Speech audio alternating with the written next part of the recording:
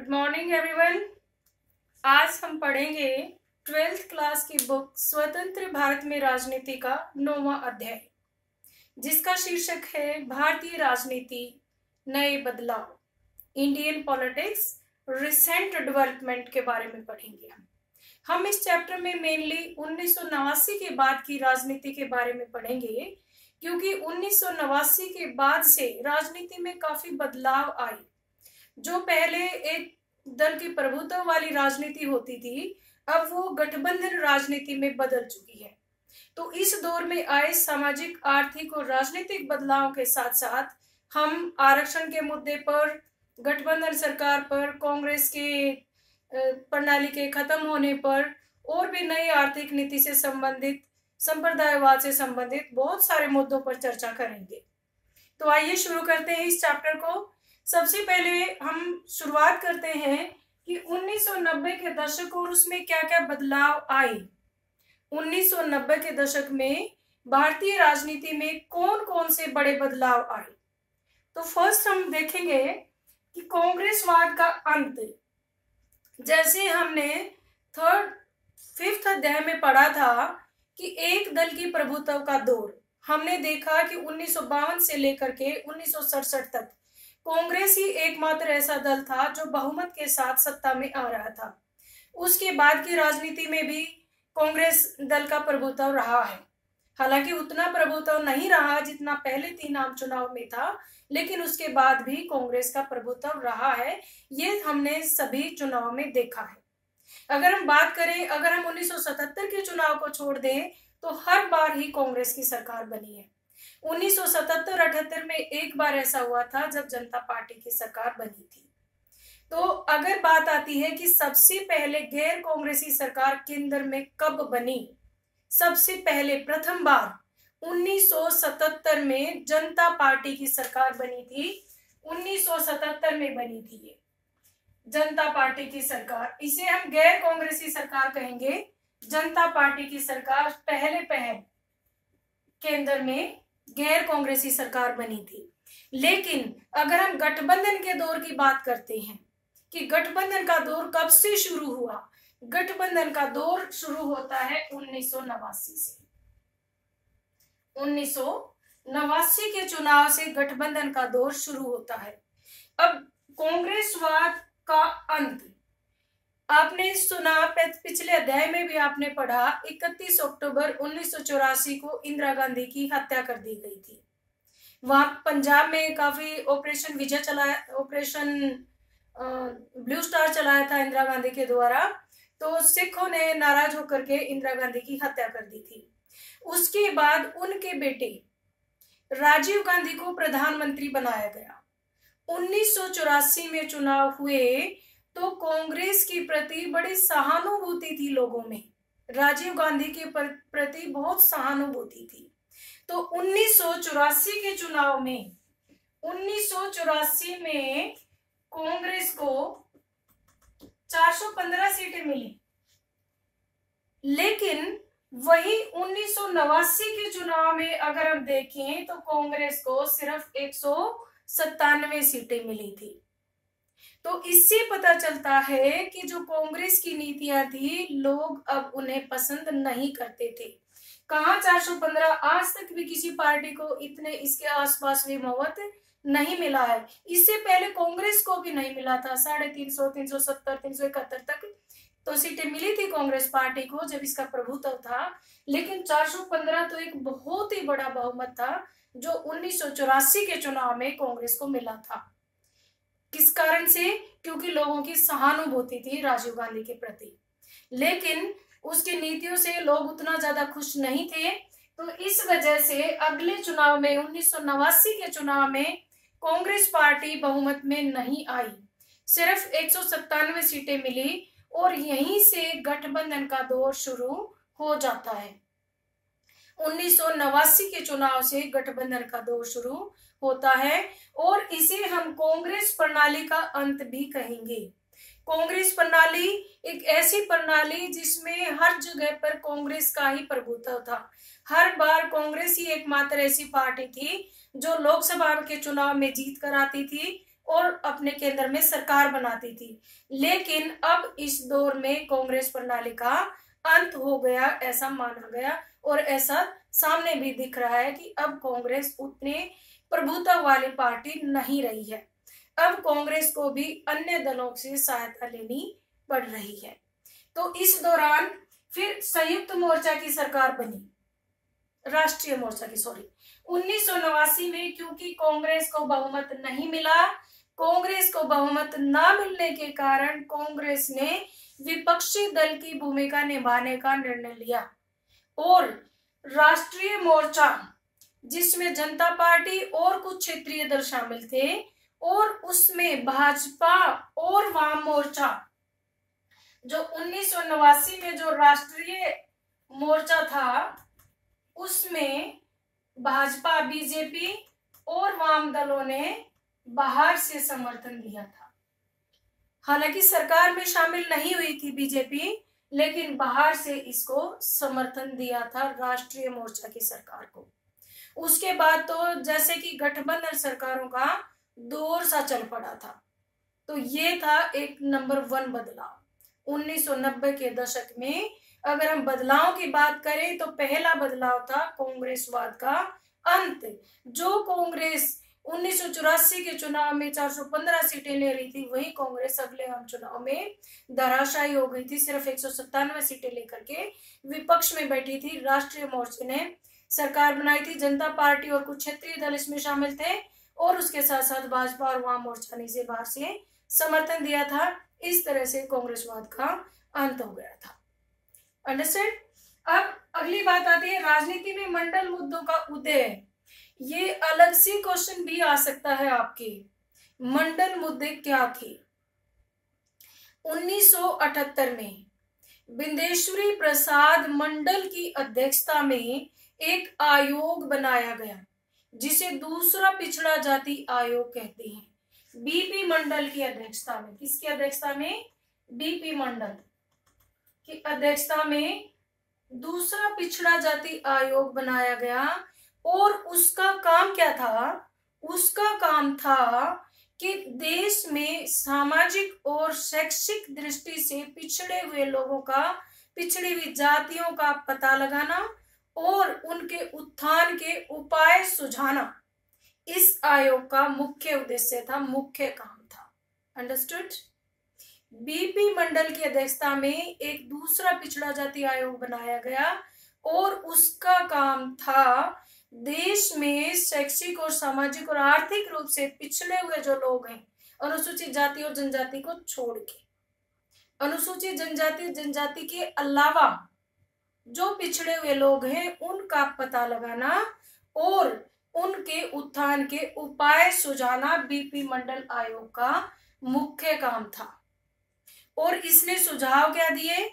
BP मंडल आयोग ने सुझाव दिए कि जो पिछड़ी 3000 से भी ज्यादा 3700 के करीब जातियां इन्होंने पिछड़ी हुई बताई, और उनको 27% आरक्षण की मांग की। 1978 में बना ये आयोग, और 1980 में इसने अपनी रिपोर्ट दी। 1978 में बना, 1980 में अपनी रिपोर्ट दी, लेकिन तब तक जनता पार्टी की सरकार जिसने ये बनाया था उसका विघटन हो चुका था, इसलिए जनता पार्टी की सरकार इसे उस समय लागू नहीं कर पाई। मंडल आयोग को 1990 में जब दोबारा से जनता पार्टी की सरकार आई, जब वीपी सिंह प्रधानमंत्री थे, वीपी सिंह के प्रधानमंत्रित्व काल में मंडल आयोग की सिफारिशों को लागू किया गया, और मंडल आयोग की सिफारिशों को चुनौतियां भी दी गई। पूरे देश में बहुत ज्यादा दंगे फसाद भी हुए, और सुप्रीम कोर्ट में याचिका डाली गई इंदिरा साहनी के द्वारा। ये केस इंदिरा साहनी के नाम से प्रसिद्ध हुआ। इंदिरा साहनी ने सुप्रीम कोर्ट में ये केस डाला कि जो मंडल आयोग की सिफारिशें हैं वो गलत हैं, वो जो सामान्य वर्ग में जो लोग हैं उनके लिए उनको और पीछे धकेल देती हैं, क्योंकि शैक्षणिक संस्थाओं में भी नौकरियों में भी 27% आरक्षण की सिफारिश मंडल आयोग करता है। तो ये तो था मंडल मुद्दा, मंडल मुद्दों का उदय। और इसके आधार पर, ओबीसी को आरक्षण देने के आधार पर उस दौरान बहुत सारी पार्टियों के गठन भी हुए। उनमें से एक है बसपा, बहुजन समाज पार्टी, जो 1983 में 14 अप्रैल को बी.आर. अम्बेडकर का जन्मदिन है, तो 14 अप्रैल 1983 को गठन हुआ था बहुजन समाज पार्टी का। काशीराम इसके नेता थे, नेतृत्व जो गठन करने वालों में थे काशीराम थे। अभी जो बसपा है, अब इस पे स्पेस नहीं है इतनी। बीएसपी, अगर हम बीएसपी की बात करें तो अभी बसपा की जो अध्यक्षा हैं वो है सुश्री मायावती जी, और जो पहले इसके अध्यक्ष थे वो थे काशीराम जी। 1983 में ये सब अनुसूचित जाति, जनजाति और पिछड़े वर्गों की पार्टी मानी जाती है। तो इस तरह से मंडल मुद्दों का उदय हुआ, तो अनेकों ऐसे क्षेत्रीय दल भी सामने आए जिन्होंने पिछड़ी जातियों का समर्थन किया। आई होप यू अंडरस्टूड मंडल मुद्दा। अलग से भी क्वेश्चन आ सकता है, मंडल आयोग कब बना? 1978 में बना। सिफारिश कब? 1980 में सिफारिश थी। क्या उद्देश्य था? सामाजिक और शैक्षिक रूप से पिछड़े हुए लोगों का, जातियों का पता लगाना और उनके उत्थान के उपाय सुझाना, ये इसका काम था। और इसने 1980 में अपनी रिपोर्ट दी और कहा कि जो पिछड़ी हुई जातियां हैं उनको 27% आरक्षण नौकरियों में भी दिया जाए और शैक्षिक संस्थाओं में भी दिया जाए। इस मुद्दे का 1990 में जब दोबारा से जनता पार्टी की सरकार आई वीपी सिंह के नेतृत्व में, तब इसको बिल्कुल सरकार आते ही मंडल आयोग की सिफारिशों को लागू करने के लिए लागू किया गया। इसका बहुत ज्यादा विरोध हुआ। इंदिरा साहनी केस में सुप्रीम कोर्ट में केस डाला गया, लेकिन उच्चतम न्यायालय ने यह निर्णय दिया कि मंडल आयोग की सिफारिशें जो नीचे का तबका है उसको ऊपर उठाने के लिए हैं। तो इंदिरा साहनी उस केस में हार गई थी। और आज भी ओबीसी, जिसे आप अदर बैकवर्ड क्लास कहते हो, उसे आरक्षण का लाभ दिया जाता है। आई होप समझ गए होंगे आप। तीसरी बात उसमें क्या हुई? नए आर्थिक सुधार। ये भी एक अलग से क्वेश्चन बन जाता है कि नई आर्थिक नीतियों की विशेषताएं बताएं और ये क्यों लागू की गई थी। देखिए, नई आर्थिक नीतियां क्या थी? नई आर्थिक नीतियां 1990 के दशक में जब सोवियत संघ का विघटन हो गया था, साम्यवादी व्यवस्था का पतन हो गया था, तो एक ही महाशक्तिशाली राष्ट्र बचा था और जो पूंजीवादी विचारधारा का था। भारत में भी साम्यवाद की तरफ झुकाव को छोड़ करके पूंजीवाद की तरफ धीरे धीरे अपनी अर्थव्यवस्था को मोड़ा गया था। तो भारत में 1991 में नई आर्थिक नीति की शुरुआत हुई थी। 1991 में नई आर्थिक नीति की शुरुआत हुई थी और नई आर्थिक नीति में था कि मुक्त बाजार व्यवस्था की जाए, जो लाइसेंस प्रणाली थी उसे कम किया जाए, और दूसरी बात थी कि जो सरकारी उपक्रम है क्योंकि वो घाटे में चल रहे हैं, उनका बोझ कम करके निजी हाथों में उपकरणों को सौंपा जाए, निजी उद्योग धंधों को अधिक से अधिक प्रोत्साहन दिया जाए। ये नई आर्थिक नीति की विशेषताएं हैं। क्यों लागू करनी पड़ी? क्योंकि विश्व में परिस्थितियां इस तरह की बन गई थी उस समय, और भारत को भी अपना तेजी से आर्थिक विकास करना था, तकनीकी सहायता लेनी थी, और सार्वजनिक उपक्रम घाटे में चल रहे थे। इस वजह से नई आर्थिक नीति अपनानी पड़ी थी। सोवियत संघ का विघटन भी इसका एक कारण था। समझ गए? तो आगे बात आती है धार्मिक संगठनों का उदय। धार्मिक संगठनों का उस समय उदय हो रहा था। एक तो हमने देखा कि धर्म के आधार पर दल बनाए जा रहे थे। जैसे धर्म के आधार पर अगर हम दलों की बात करें तो अकाली दल है, भाजपा को भी धार्मिक आधार पर बना हुआ दल बताते हैं, क्योंकि ये दल हिंदुत्व का समर्थन करता है। एक राष्ट्र, एक संस्कृति, एक देश, इस राजनीति पर चलने वाला है, ये इस विचारधारा पर चलने वाला दल है ये। एक देश, एक राष्ट्र, एक संस्कृति।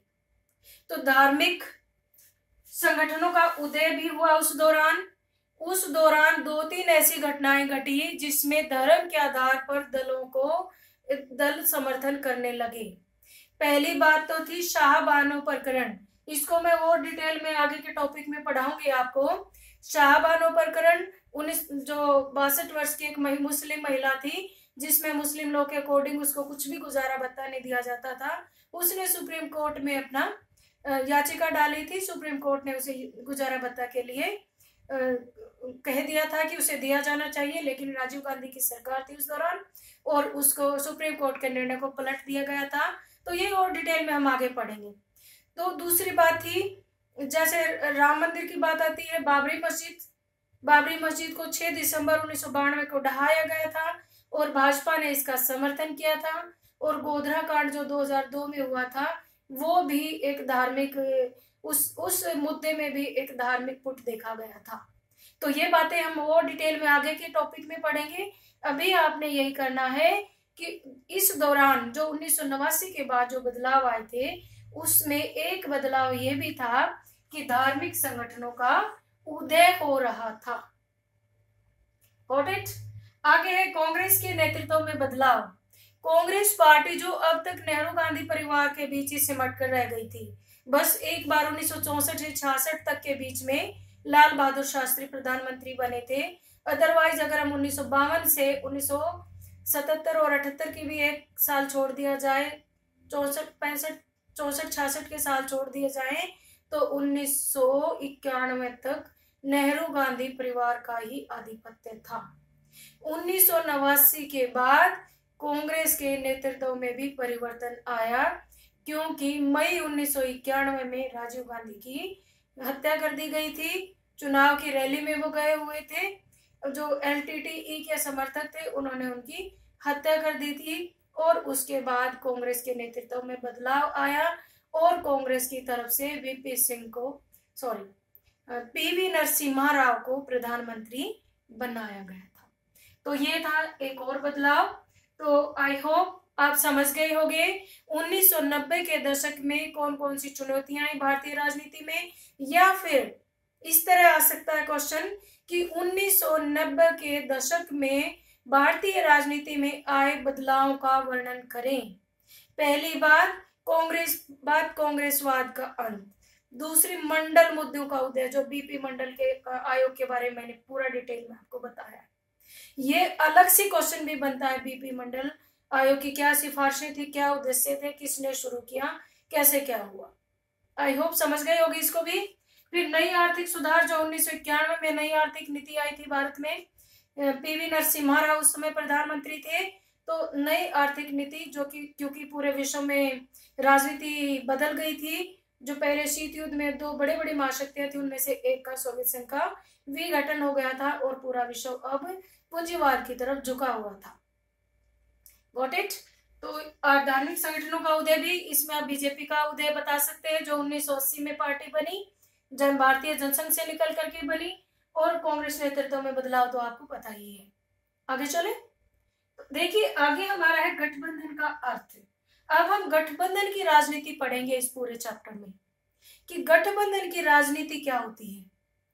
पहले तो उसको पढ़ने से पहले हम जानेंगे कि गठबंधन होता क्या है। मोटा मोटा तो आपको पता ही होगा कि जुड़ाव होता है एक तरह से। गठबंधन कॉलिशन शब्द लैटिन भाषा का है ये, जिसका मतलब होता है एक साथ जोड़ना। ये तो हो गया शाब्दिक अर्थ, एक साथ जोड़ना। राजनीति की भाषा में हम क्या कहेंगे गठबंधन को? चुनाव में किसी एक दल को स्पष्ट बहुमत न मिलने की दशा में कई दलों द्वारा मिलकर सरकार का निर्माण करना गठबंधन सरकार कहलाता है। जब किसी भी दल को बहुमत नहीं मिलता तो 2 या 2 से अधिक दलों के द्वारा मिल करके सरकार बनाई गई सरकार को गठबंधन सरकार कहते हैं। गठबंधन सरकार के में शामिल राजनीतिक दल अपने जो पर्सनल हित हैं, अपने जो विशिष्ट हित हैं, उनको त्याग करके एक साझा कार्यक्रम पर सहमत हो जाते हैं। मान लें कि गठबंधन में 5-7 दल शामिल हैं, तो उनकी जो अपनी पर्सनल जो विचारधारा आइडियोलॉजी है उसको त्याग करके वो एक आइडियोलॉजी पर काम करते हैं, एक विचारधारा पर काम करते हैं। तो इसे हम कहते हैं गठबंधन सरकार। अंडरस्टूड? क्या होता है गठबंधन? दो या दो से अधिक दलों से मिलीजुली सरकार, जब किसी को भी बहुमत नहीं मिलता है तो उस दौरान, और इनका अपना एक साझा कार्यक्रम होता है। देखिए बेटा, अगर किसी भी शब्द का हमें अर्थ पता चल गया, परिभाषा पता चल गई, तो उसकी विशेषताएं तो अर्थ में से ही निकल आती हैं। या अगर आपको विशेषताएं पता है तो उसके आप परिभाषा करना बहुत आसान हो जाता है। अब हम इसके अर्थ में से ही देखेंगे कि क्या क्या इसकी विशेषताएं हैं। देखिए, एक तो साझा कार्यक्रम पर सहमत हो जाते हैं। साझा, न्यूनतम साझा कार्यक्रम, सभी दल मिलकर के जो भी गठबंधन में शामिल हैं वो अपनी विचारधाराओं को त्याग करके एक ऐसी लिस्ट बनाते हैं कामों की, एक ऐसा कार्यक्रम बनाते हैं जिस पर सारे दल सहमत होते हैं। दूसरी बात है सर्वसम्मत नेता। जो उनका नेता होता है, यानी जो प्रधानमंत्री बनना होता है, वो सर्वसम्मति से चुना जाता है। गठबंधन में शामिल सारे दल किसी एक आदमी पर सहमत होते हैं जो कि दल का नेता बना दिया जाता है। फिर बात आती है सर्वसम्मत निर्णय। निर्णय भी सर्वसम्मति से लिए जाते हैं, कोई एक दल अपनी नहीं चला सकता है। जितने भी दल गठबंधन में शामिल हैं वो सभी शामिल होकर के सर्वसम्मति से निर्णय लेते हैं। फिर बात आती है मिलजुल कर कार्य। सभी दल मिलजुल करके कार्य करते हैं, तब तक ही गठबंधन कायम रहता है जब तक सारे दल मिल करके कार्य करते हैं। अगर कोई भी दल गठबंधन में शामिल, कोई भी दल अगर सरकार की नीतियों से सहमत नहीं है, वो अपना अलग विचारधारा रखता है, तो गठबंधन सरकार टूट जाती है, नहीं चलती है। ओके, तो ये होगी विशेषताएं। ये विशेषताएं अगर आप ध्यान से पढ़ोगे तो परिभाषा में ही दी हुई है, अर्थ में ही दी हुई है इसकी विशेषताएं। अब बात आती है कि पहले हम नीचे वाला टॉपिक पढ़ेंगे, गठबंधनवादी राजनीति के कारण क्या है। भारत में जो गठबंधन की राजनीति शुरू हुई उसके क्या कारण हैं। देखिए, पहला कारण तो हमने ऊपर पढ़ लिया, कांग्रेस की प्रभुत्व की कमी, कांग्रेसवाद का अंत। जो कांग्रेस एक बहुत बड़ी पार्टी थी जिसमें सब विचारधारा के लोग शामिल हो जाते थे, जो एक छाते की तरह थी जिसमें प्रत्येक विचारधारा के लोगों के लिए जगह थी और हर एक की बात को तवज्जो दी जाती थी। अब उसका अंत हो चुका था। अब जो कांग्रेस सरकार है उतनी मजबूत नहीं रही थी। हमने देखा 1989 के चुनाव में कांग्रेस को विपक्ष में बैठना पड़ा था, सिर्फ 197 सीटें मिली थी।